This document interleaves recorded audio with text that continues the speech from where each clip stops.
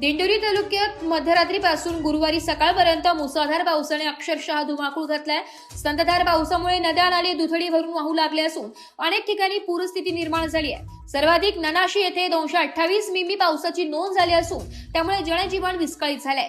तालुक्यातील पुणेगाव धरण पूर्ण क्षमतेने भरल्याने उनंद नदी पात्रात विसर्ग सुरू करण्यात आलाय।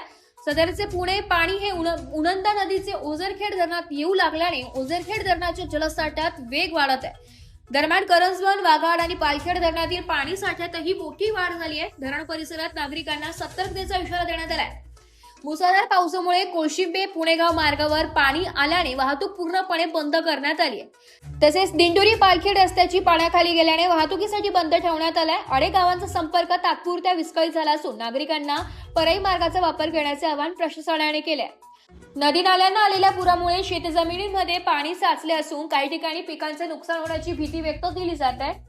सखल भागातील नागरिकांनी आवश्यक ती खबरदारी घ्यावी, नदी नाल्याजवळ जाणे टाळावे, तसेच पूरग्रस्त रस्त्यांवरून वाहन चालवू नये असे आवाहन प्रशासनाने केले आहे। दरम्यान हवामान विभागाने पुढील काही तासातही जोरदार पावसाचा अंदाज व्यक्त केला असून नागरिकांनी अत्यावश्यक कामांशिवाय घराबाहेर पडणे टाळावे, नदी नाले ओलांडण्याचा प्रयत्न करू नये आणि प्रशासनाच्या सूचनांचे काटेकोरपणे पालन करावे असे आवाहन करण्यात आले आहे। प्रशासनाकडून परिस्थितीवर सातत्याने लक्ष ठेवण्यात येत असून आपत्कालीन यंत्रणा सज्ज ठेवण्यात आली आहे। एस मराठी न्यूज साठी तालुका प्रतिनिधी सौरभ पाटुळे, वणी।